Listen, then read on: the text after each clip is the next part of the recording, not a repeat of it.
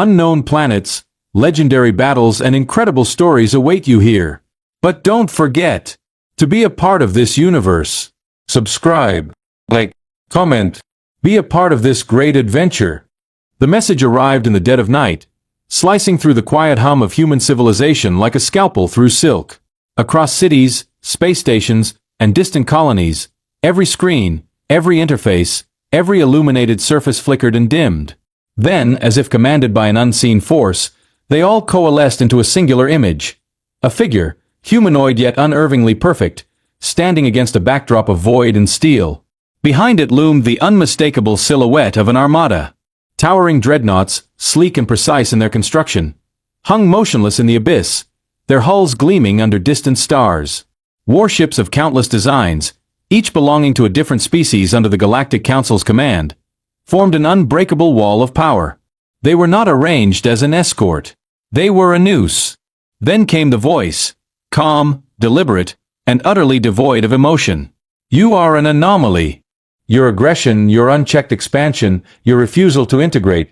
You are a threat to galactic stability. Surrender your military assets, dismantle your hypergate network, and submit to the governance of the Galactic Council. Resistance will result in annihilation. No embellishments.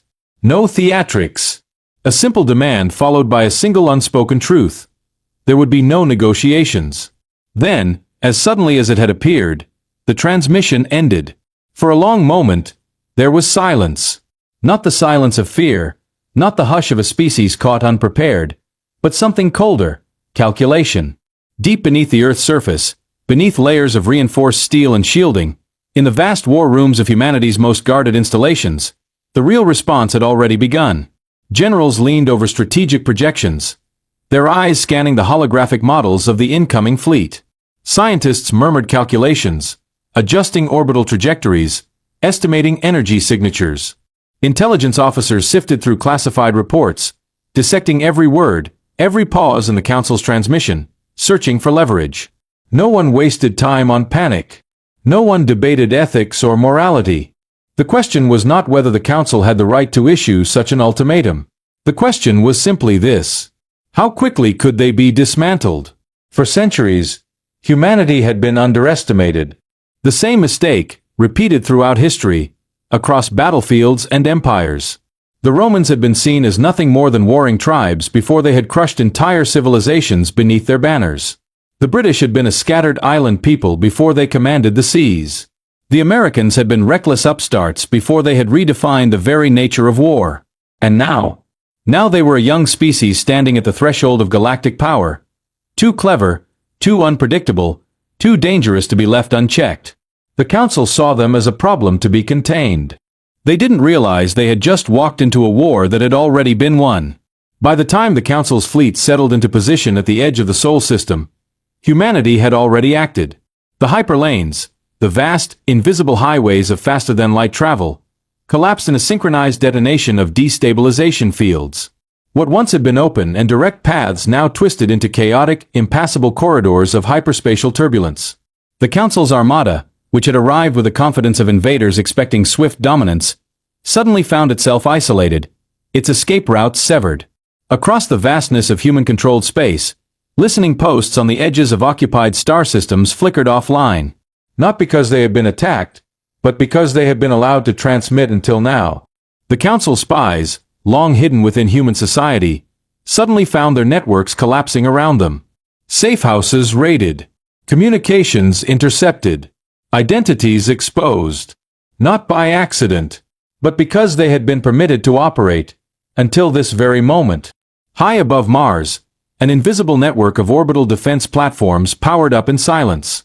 No fanfare. No announcements. Weapons that had been hidden in plain sight for decades, disguised as civilian infrastructure, as long decommissioned projects, as simple debris, came online in unison. On the outskirts of Jupiter's moons, a fleet materialized. Not the grand, ceremonial ships of diplomacy, nor the well-documented vessels of humanity's public defense forces. These were the silent ones, warships built in the shadows, never acknowledged, never paraded, never even admitted to exist. Their technology was not meant to impress. It was not designed for show. It was engineered for survival. And so, humanity did not answer the Council's warning with speeches. There were no broadcasts of defiance, no grand proclamations of sovereignty. They answered with the quiet, inevitable pull of a trigger. A single Council scout ship, positioned at the perimeter of the fleet, vanished.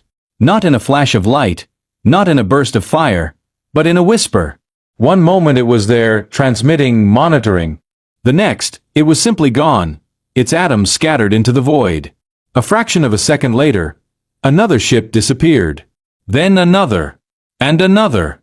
The Council's fleet, still believing itself in control, had not yet realized what was happening. The weapons arrayed against them did not scream through the dark with visible energy trails. They did not give off warning signs. They did not miss. Humanity's opening move was not a declaration of war.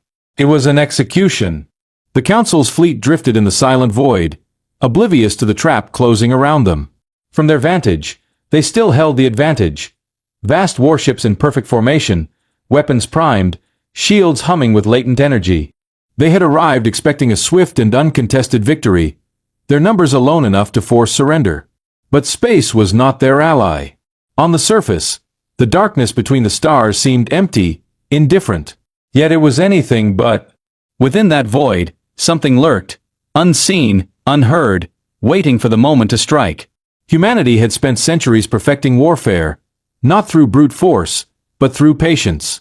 It had never been about the biggest ships, the strongest weapons, or the most imposing fleets. History had proven that empires did not fall to superior numbers. They fell to shadows, to deception, to the enemy they never saw coming. The first ship to die was a Council corvette, positioned at the fleet's perimeter. One moment, its sensors pulsed, sweeping the surrounding space for threats. The next, silence. No explosion, no energy discharge, no trace of an attacker, only an empty place where a vessel had once been. A heartbeat later, another ship vanished. Then another. The Council's admirals hesitated. Their fleet had the advantage, or so they thought. Every war they had waged followed the same pattern. An enemy was cornered, its defenses overwhelmed, its forces scattered. That was how war worked. It was how it had always worked. But humanity had rewritten those rules. On the bridge of the Caldera, flagship of the Council's fleet, Admiral Vorin stood rigid, his reptilian gaze fixed on the empty void where his ships had once been. He exhaled slowly, his species' version of controlled panic. Report. His voice was steady, but the edges of command had dulled with unease. The bridge officers scrambled through their consoles, searching for explanations. Static-laced transmissions crackled through comm channels, but none made sense. No explosion signatures. No energy readings. No known weapon could have done this. That last statement chilled him more than the silence. Vorin turned to his tactical officer, a six-limbed creature with quivering mandibles. If they're using stealth technology, I want countermeasures deployed now. Admiral, our sensors should have detected movement, heat, residual mass displacement, anything. But there's nothing. Another officer, a pale-skinned avian, glanced up from her display. Sir, our hyperlane access has been cut off. No jump routes are functional. Vorin's stomach coiled. A blockade was expected. But this was something else. Human forces, he asked. A hesitation. Then, none detected. The words rang hollow. Vorin had studied humans. Unlike some of his colleagues, he had not dismissed them as a reckless, short-lived species. He had seen their expansion, their wars, their rapid adaptation. He had read the reports that others ignored, the ones that spoke of battles fought not in open fields but in the shadows, where enemies simply disappeared. And now, here in the darkness, it was happening again. A sudden chime on his console signaled an incoming transmission. Not from his fleet, but from outside. Human. He accepted the link. The bridge darkened, screens shifting to display a single figure. A woman, human, clad in an unmarked uniform. Her presence was unnerving not because she appeared threatening, but because she was utterly calm. Behind her, the soft glow of a command station flickered. No insignia, no banners, only silent efficiency. Admiral Vorin, she greeted him, her voice smooth, measured. I assume by now you understand your position. Voron's claws curled against the railing. Identify yourself. She ignored the demand. You are cut off. No reinforcements. No retreat. No options. A pause. Deliberate. This war was over before you arrived. Voron bared his teeth. You think disabling a few ships will make us yield? For the first time, her expression shifted. Not amusement, not arrogance. Just something close to pity. You misunderstand, she said. Your fleet was never a threat. The transmission cut. Voron barely had time to process before another ship vanished from his displays. Then another. The caldera systems flickered, temporary, but enough to confirm what he already feared. They were being dismantled, piece by piece. A sinking realization settled in his chest. This was not a battle. This was a hunt. And they were the prey. Admiral Voron had commanded fleets across centuries of conflict.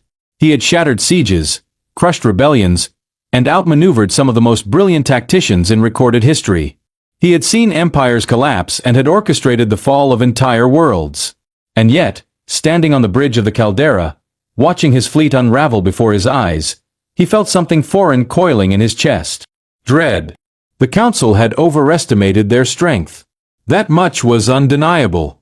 Humanity had not met their approach with desperation or bravado. They had responded with quiet, methodical annihilation. His fleet still existed, on paper. The tactical display showed his warships in formation, their markers steady. But those signals were ghosts. Phantom echoes of ships that no longer existed.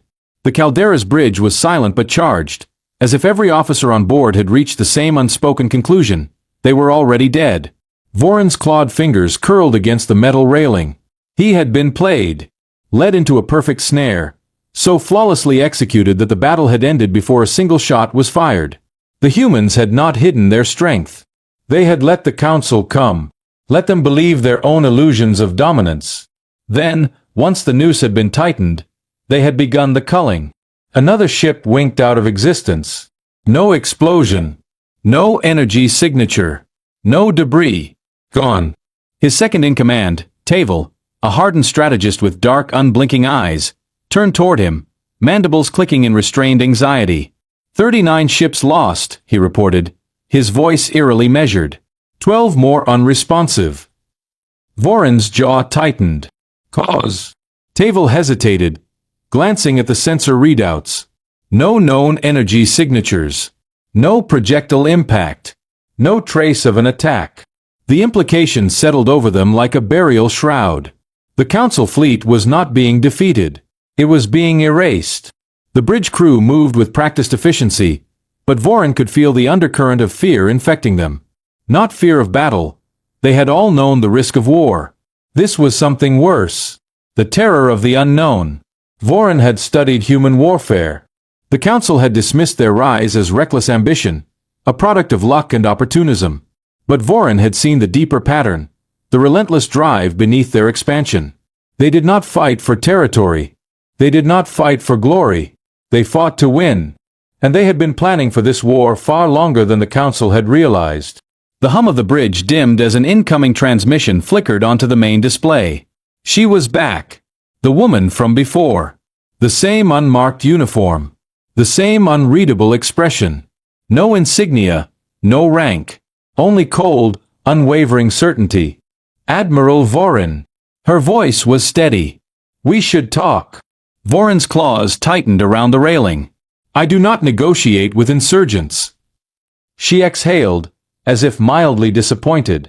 This isn't a negotiation. A subtle flick of her eyes suggested she was scanning something off-screen. Your fleet is compromised. Your reinforcements are out of reach. Your supply lines will collapse within the hour. By then, your remaining vessels will follow. She leaned forward slightly. You are no longer an admiral, Voron. You are a liability. The word struck like a blade to the gut. He knew what she was doing. He had done it himself, in 100 different campaigns. When brute force wasn't enough, when an enemy held too tightly to their pride, you broke them from within. You assume I will surrender. His voice was controlled, but the weight behind it had shifted. The woman tilted her head slightly, a ghost of amusement in her expression. I assume nothing. She folded her hands in front of her. But your superiors? A beat of silence. They will. Voron's breath stilled. Your fleet was meant to be a show of force, she continued. A demonstration. A reminder of the Council's dominance. Her gaze darkened. But what happens when the Council realizes you were the demonstration? A sick, twisting sensation settled in his chest. They will erase you, she said, voice soft but unyielding. Not because of your failure. Because acknowledging it would mean acknowledging us. She let the silence stretch, the weight of her words sinking in. You know how this works, Admiral. I'm not telling you anything you haven't already realized. She was right. If he returned now, he would not be welcomed as a survivor. He would not be honored for fighting a hopeless battle. He would be eliminated, his name wiped from the records, his legacy erased. The Council did not tolerate weakness. And worse, the humans knew it. His gaze flickered to the tactical display. His fleet, his empire, was still there in ghostly markers. But he knew better. The war had ended before it had begun. This was decided long before you arrived, the woman said, almost gently. Your people just didn't see it. Voron exhaled, slow and deliberate. He had never lost a battle. But this had never been a battle at all. He met the woman's gaze through the screen. For the first time in his long career, he was no longer a commander. He was a man standing on the precipice of annihilation, staring into the abyss. And the abyss was staring back. A long, terrible silence passed between them. Then, finally, he spoke. What do you want? The woman's lips curled into the faintest trace of a smile. Now we're getting somewhere. The bridge of the caldera was deathly quiet, save for the soft hum of failing systems. Admiral Voron stood rigid, his reptilian gaze locked onto the woman on the screen. Her expression remained composed, but there was something beneath it now. Certainty. Not arrogance, not cruelty, just the unwavering confidence of someone who knew the game was already over. Voron had seen many faces in war. He had looked into the desperate eyes of defeated rulers, had watched proud generals realize too late that their armies had been shattered. Yet never had he been the one on the other side of that silence. She had won. He exhaled slowly, tasting the metallic sting of recycled air. What do you want? The woman studied him, as if weighing whether he was even worth answering. Acknowledgement, she said finally, that your people lost. Voron bared his teeth. You want me to kneel? No, she replied. I want you to listen. Her voice did not rise. It did not need to. The Council will never admit they miscalculated, she continued. They will not broadcast this defeat. They will not rally their forces in righteous vengeance. They will erase you, and then they will pretend you were never here. A cold truth. One Voron had already considered. And if I refuse to cooperate? He asked. The woman's dark eyes did not waver. Then your fleet dies here, ship by ship, until nothing remains. A muscle in Voron's jaw twitched. He despised being cornered. He had spent his life orchestrating traps for others. Yet here he was, ensnared. Tell me your terms, he said, voice flat. A flicker of approval crossed her face. Your fleet will withdraw. Not as a retreat. As a message. Voron frowned. A message. She nodded. You will return to the Council and tell them what happened here. Not a lie. Not a sanitized version. The truth. You will make them understand. He let out a sharp, humorless breath. Understand what? That we walked into a slaughter. No, she leaned forward slightly. That this war is already over. The words carried weight. Voron had assumed the human strategy was containment. A single decisive victory to force the Council into reconsideration. But there was finality in her tone. She wasn't just saying they had lost this battle. She was saying they had lost everything. Voron narrowed his eyes. Explain. A pause. Then, you were the first. A chill ran through him. The first fleet, she clarified. Not the first target. A dull roar filled Voron's ears. How many? His voice came out quieter than he intended. The woman's silence was the only answer he needed. They hadn't simply cut off his fleet. They had done this, This precise, calculated extermination, elsewhere. Entire systems, strategic sectors, vanished before the Council even realized they were under attack. He had not been the opening act of a war. He had been the epilogue. Vorin turned to Tavel, whose usual controlled demeanor had cracked. His mandibles twitched as he analyzed data feeds that no longer told them anything useful. "How did we miss this?"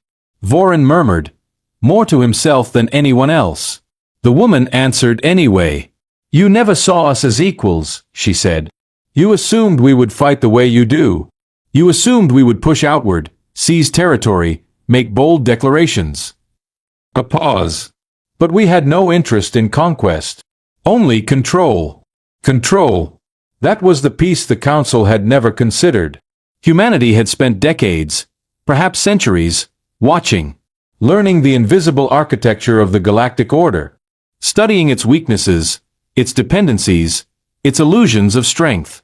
And while the Council had ruled from above, confident in their dominance, the humans had rewritten the foundation beneath them. "You never looked down," she said. "You only looked forward." Vorin clenched his jaw. It was not an insult. It was worse. It was a fact. A slow dread settled in his bones. "Then why allow us to live?" he asked finally. Another silence. Another unreadable look. Then, softly, "Because you are not the problem." The bridge crew stiffened. Even Tavel, ever controlled, turned sharply toward the screen. Vorin inhaled deeply. "If not us," he said, voice measured, "then who?" The woman didn't answer right away. Then, for the first time, her expression shifted. A hint of something colder than war. "The Council is built on control," she said. "Control of trade, of technology, of history itself. But more than anything, control of fear. They keep their members in line through intimidation, through the idea that no species can rise beyond what they allow." Her eyes darkened. "And yet here we are." Vorin's claws dug into the railing. "You're not fighting a war against the Council." "No," she agreed. "We're removing it."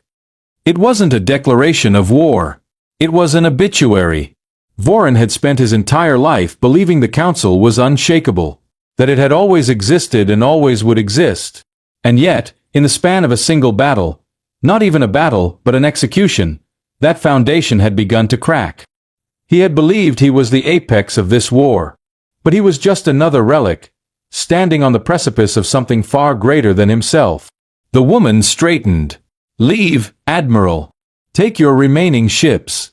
Deliver the message. And then watch what happens next." She did not need to tell him what that would be. For the first time in his life, Admiral Vorin was given an order he had no intention of disobeying. The caldera cut through the void like a phantom, silent and directionless, a warship stripped of its purpose. The few vessels that remained of the once mighty Council fleet trailed behind, damaged, drifting like wounded creatures returning to a den that no longer felt like home. Admiral Vorin stood at the forward observation deck, hands clasped behind his back, his posture rigid with unspoken rage. The hum of the ship's engines filled the air, a low and constant reminder that, despite everything, they still existed. They had survived. But what had they survived for? Tavel approached, his footsteps measured. Even without looking, Vorin knew what expression his second-in-command wore. Tavel had been with him through a dozen campaigns, had seen entire civilizations fall beneath the Council's might. He had never doubted their rule. Now, his mandibles clicked with unease. "We were never meant to win," Tavel said. His voice lacked its usual sharpness, as if saying the words aloud made them more real. Vorin did not turn. "No. They didn't just defeat us," Tavel continued. "They planned for us. Used us. We weren't an army to them. We were a lesson." Vorin let the silence stretch. "They let you live," Tavel said, voice lowering. "Do you understand what that means?" Vorin finally turned to face him. "Yes." Tavel's mandibles twitched. "Then why are we going back?" The question hung between them. It was not spoken in defiance, nor in fear, but in something worse. Uncertainty. Vorin exhaled. "Because they want us to." The answer offered no comfort. They had walked into a war that had already ended. They had been defeated before their engines had cooled, before their weapons had locked onto a single target. And now, like obedient messengers, they carried humanity's verdict back to the very people who would refuse to hear it. It took weeks to reach the Council's core worlds. The journey was too quiet. No enemy pursued them. No transmissions demanded an explanation.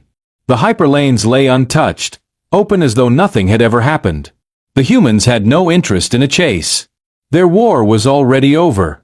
When they finally arrived, the sight of the Council's heart should have reassured them. Massive stations hung in orbit, polished and gleaming, their surfaces unmarred by war. The great capital planets still glowed with life, cities stretching across continents, their lights burning as they always had. But something had changed. The illusion of power had been shattered. Vorin could feel it before a single word had been spoken. The stillness of it. The weight of what was coming. The summons arrived swiftly, as expected. The High Council did not waste time. The chamber was as vast as he remembered. Ornate pillars stretched to the ceiling, their surfaces etched with the victories of the past, the wars that had shaped the known galaxy. Vorin had once admired them, had believed those battles were eternal. Now they felt like graves.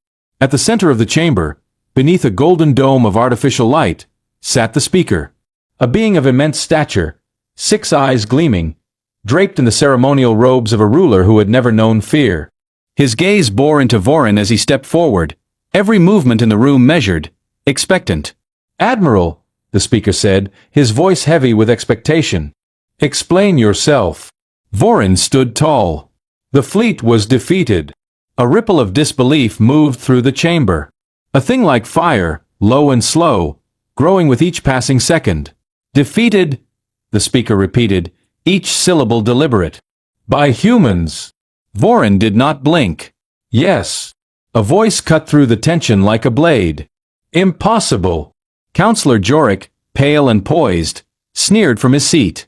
"You expect us to believe that a species that could barely reach its own moon a century ago overpowered the most advanced fleet in existence?"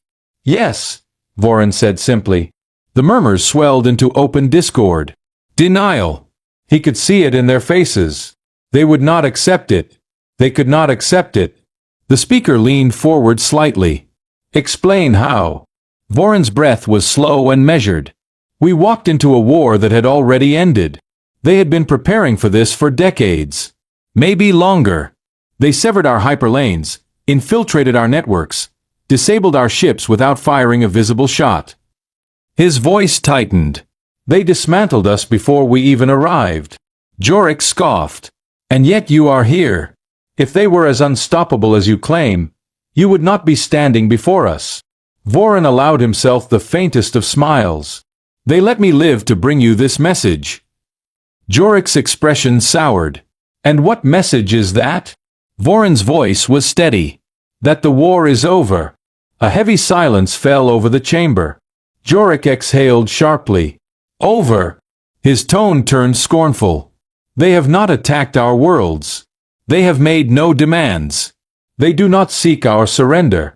He gestured toward the others. "This is nothing but posturing. They don't need to attack." Vorin's voice cut through the noise. "They don't need to conquer. They have already won." The council was a body of rulers, of species that had believed their dominion was eternal. They had dictated the course of history for centuries. And now, Vorin watched as that certainty cracked. The speaker's gaze was unreadable. "You believe they intend to destroy us?" Vorin's jaw tightened. "No," he hesitated, then spoke the truth that had settled into his bones. "But they will erase what we were." That was the true horror of it. Not war. Not annihilation. Obsolescence. The council had ruled through fear.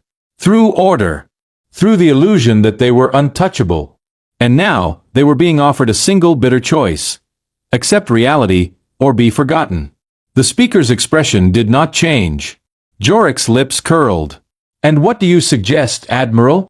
Vorin held his gaze. "I suggest we survive." The words landed like a death sentence. The council had never been asked to survive. They had always been the ones dictating terms, shaping the future. And yet, here they stood, the weight of a dying empire pressing into them. For the first time Vorin saw it. Not just denial, but fear. The speaker was the first to break the silence. His voice was quiet, measured. You have done your duty, Admiral. A dismissal. A verdict. Vorin inclined his head. He had done what was required. The rest was out of his hands. As he turned to leave, he felt the weight of history shifting behind him. The cracks had already formed. And somewhere, far beyond the Council's reach, humanity was already rewriting the future. The Council had ruled for centuries, shaping the fate of the galaxy with an unshakable grip. Their word had been law, their fleets untouchable, their enemies erased before they could rise. Until now. Across the capital, the first cracks in their dominion had begun to show. The halls of power, once a sanctuary of certainty, had grown restless. The whispers started in the lower chambers, murmurs of betrayal, of fear, of something shifting beneath them. What had once been unthinkable had become inevitable. Admiral Vorin stood before the great viewing window of his private quarters, staring down at the luminous world below. From here, the capital still looked the same. Gleaming cities, bustling trade routes, the silent hum of control pulsing through every system. But he knew better. The illusion was breaking. His hands curled into fists. He had delivered the truth, and now the weight of it pressed into him like a silent blade. The Council had not reacted with fury or strategy. They had reacted with silence. And that silence was more dangerous than any fleet. The soft chime of his door broke his thoughts. Tavel entered, his movements clipped, his mandibles twitching in restrained tension. He had served Vorin for decades, had fought beside him in wars that reshaped the stars. Now, for the first time, he looked uncertain. They know, he said. Vorin turned, his gaze sharp. How many? Tavel exhaled. Enough. Enough to change everything. The humans had not attacked, had not issued demands, had not occupied a single world. They had done something far worse. They had made the truth undeniable. Across the outer systems, Council forces had begun to falter. Supply lines had gone dark, entire colonies slipping from control without a single battle fought. Merchant guilds rerouted their trade, ignoring Council decrees. Even the smaller fleets, those sworn to serve, had begun to drift. Silent defections, unannounced but understood. The Council was bleeding out, and humanity had not lifted a finger. They are waiting, Tavel said. Vorin nodded. He had felt it too. That eerie, suffocating patience. The humans did not rush. They did not gloat. They did nothing at all. And somehow that was worse. A summons arrived. The High Council had convened again, though this time, the weight in the air had changed. Vorin walked through the vast corridors, their grand architecture suddenly hollow. Once, these halls had been filled with the confidence of rulers. Now, they felt like a tomb waiting for its occupants. Inside the chamber, the tension was a living thing. The speaker sat in the center, his expression carved from stone. Around him, the council members murmured, their voices sharp with uncertainty. Jorik was there, but his usual arrogance had dimmed. His hands were clasped tightly, his gaze darting between the others. He knew. Vorin stepped forward, his voice steady. You have all seen it. No one spoke, but he knew they had. This is not war, he continued. Not in the way we understand it. The speaker studied him. Then what is it? Vorin exhaled. Replacement. A ripple of discomfort passed through them. Some shifted in their seats, others looked away. They do not need to fight us, he continued. They only need to wait. The truth settled like a slow poison. The council had survived countless rebellions, had crushed empires before they could rise, had ensured that order was maintained. But this was different. This was not war. It was irrelevance. The outer colonies are abandoning us, Tavel said, stepping forward. Trade is shifting. Our fleets are weakening. And humanity has done nothing but exist. Jorik's voice was sharp. Then we crush them. Vorin met his gaze. With what? Jorik faltered. Our fleets. Vorin continued. The ones stranded in the void, severed from hyperlanes we no longer control? He gestured around them. Our economy? Already unraveling? The territories slipping through our fingers. Jorik's hands clenched. So you are saying we simply accept this? I am saying we have lost. The words burned as they left him, but they needed to be spoken. For a long moment, no one moved. Then the speaker spoke. And if we do not fight? Voron's gaze was steady. Then we survive. Survival. It had never been a word the council used for themselves. They were the rulers, the architects of destiny. But now they were something else entirely. The weight of it was suffocating. Then, a sound. A sharp chime from the council's primary relay. An incoming transmission. Human. For the first time in history they had initiated contact. The chamber stilled as the transmission flickered to life. The woman appeared again, the same unreadable calm in her gaze. "Counselors," she greeted. The silence stretched. No one spoke. Finally, the speaker exhaled. "What do you want?" The woman tilted her head slightly, considering the question. Then she spoke, her voice smooth. "To offer you a choice." Every counselor tensed. Voron remained still. "What choice?" She smiled. Not cruelly. Not with malice. Just with the quiet patience of someone who already knew the answer.